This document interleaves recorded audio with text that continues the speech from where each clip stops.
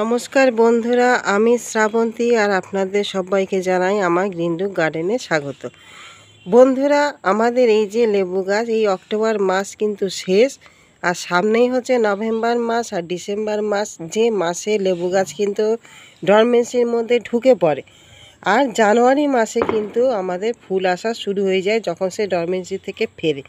এই দুটো মাস, এই যে নভেম্বর মাস আর ডিসেম্বর মাস, এই দুটো মাস হচ্ছে কি খুবই ভাইটাল একটা টাইম, যে টাইমে আমাদের সঠিক পরিচর্যা করতে হবে, সঠিকভাবে যত্ন নিতে হবে। তাহলে কিন্তু আমরা এই গাছ থেকে জানুয়ারি মাসে যখন সেই ডরমেন্সি থেকে ফিরবে, সেই সময় প্রচুর পরিমাণে কিন্তু আমরা ফুল আনতে পারবো এই সমস্ত গাছ থেকে। আমরা যদি সঠিকভাবে কাজ সারতে পারি, সঠিকভাবে সব কিছু যদি করতে পারি, তাহলে কিন্তু আমরা প্রচুর পরিমাণে যেরকম ফুল পাবো, আর সেই ফুল থেকে কিন্তু প্রচুর ফলও আমরা সেট করাতে পারবো। আজকে সেই বিষয় নিয়ে বন্ধুরা আজকে আমি বলবো, সেই বিষয় নিয়ে আমার আজকে ভিডিওটি পুরোটা দেখবেন, স্কিপ করবেন না। এবং আমার নতুন বন্ধু যদি হয়ে থাকেন এবং যারা আমার চ্যানেল এখনও সাবস্ক্রাইব করেননি, তাদের কাছে একটাই অনুরোধ, আপনারা চ্যানেলটাকে সাবস্ক্রাইব করে আমার চ্যানেলের পাশে থাকুন।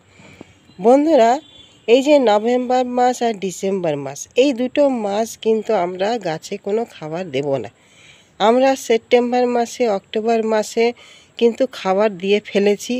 আর যদি যদি এখনও পর্যন্ত না খাবার দিয়ে থাকেন, তাহলে আমি একটা খাবার বলছি, সেই খাবারটা শুধুমাত্র দেবেন। তাছাড়া অন্য কোনো খাবার কিন্তু দেওয়া যাবে না। আপনারা যারা ভারী খাবার দিয়ে ফেলেছেন সেপ্টেম্বর মাসে বা অক্টোবর মাসে দিয়ে ফেলেছেন, তাদের আর কোনো দরকার নেই কোনো ভারী খাবার দেওয়ার।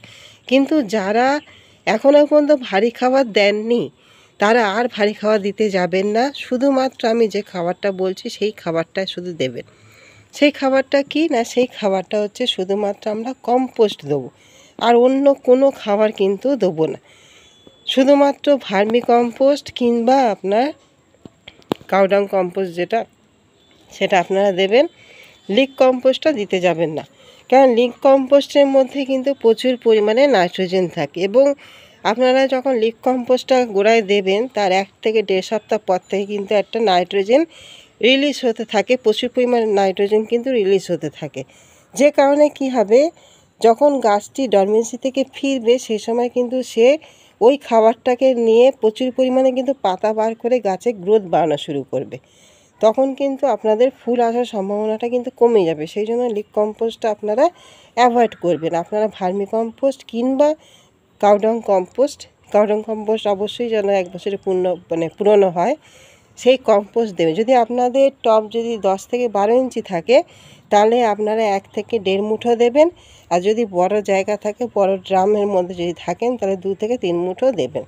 আর তার সঙ্গে দেবেন 1 চামচ, চা চামচের 1 চামচ দেবেন সুপার ফসফেট, আর আপনারা 1 চামচ দেবেন পটাশ।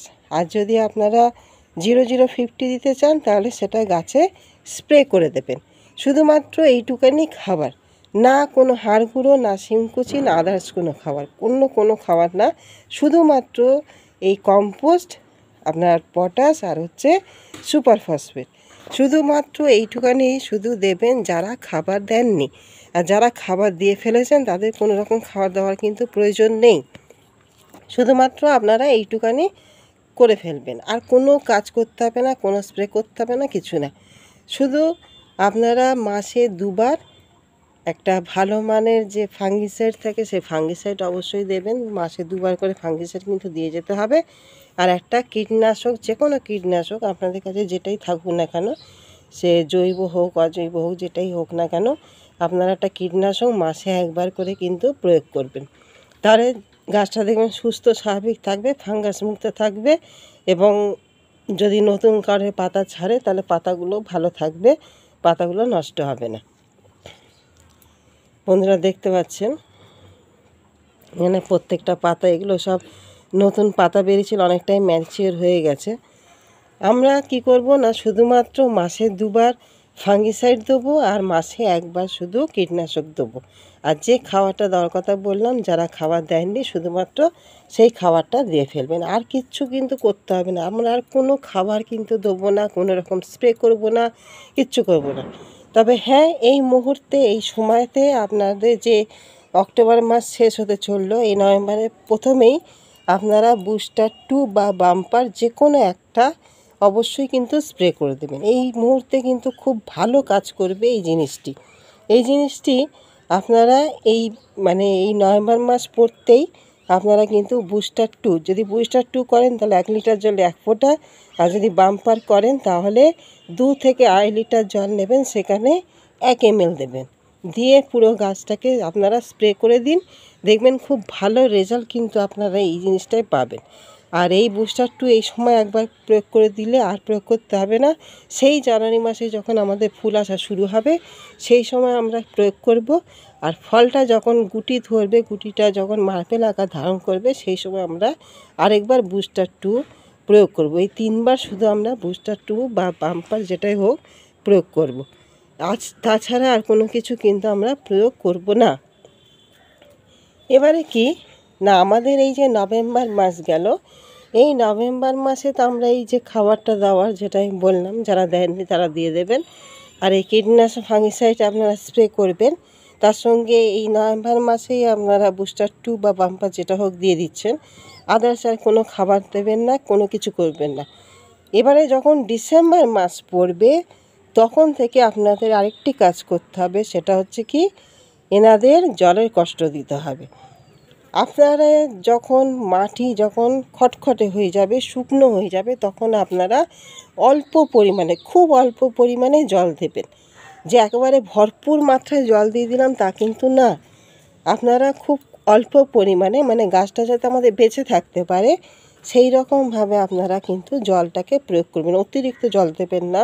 অতিরিক্ত জল দিয়ে দিলে কিন্তু গাছ কিন্তু বৃদ্ধির দিকে চলে, তাকে আমাকে জলের কষ্ট দিতে হবে। সে তখন ভাববে কি না, আমার জীবন শেষ হয়ে যাবে, আমাকে বংশ বিস্তার করতে হবে।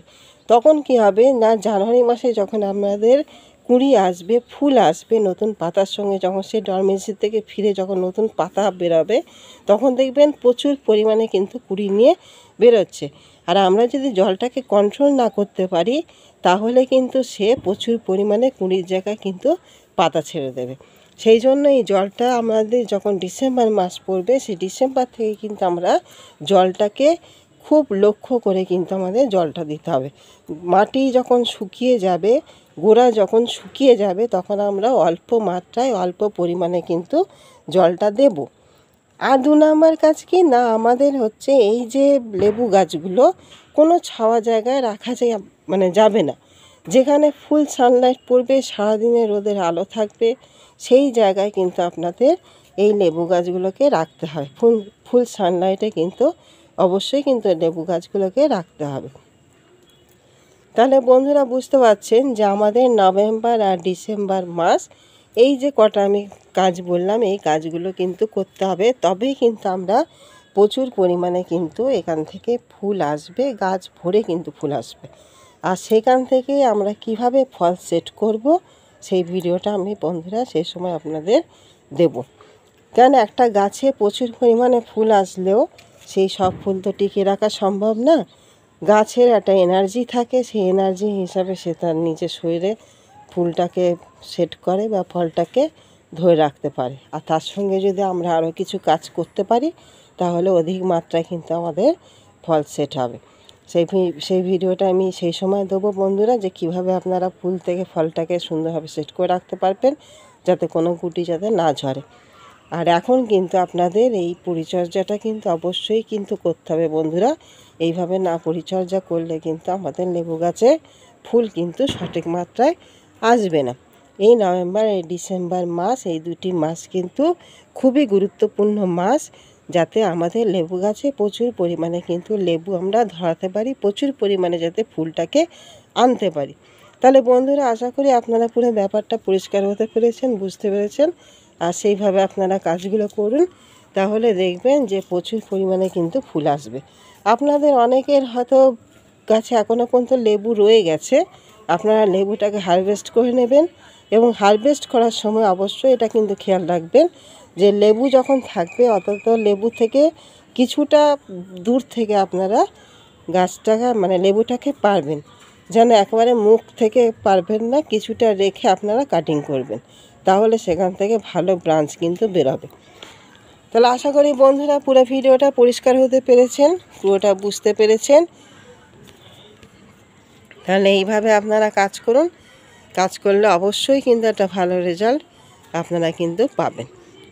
তাহলে আজকে বন্ধুরা আসি, কালকে একটি নতুন কোনো টপিক নিয়ে ফের আপনাদের সামনে উপস্থাপন করব। নমস্কার।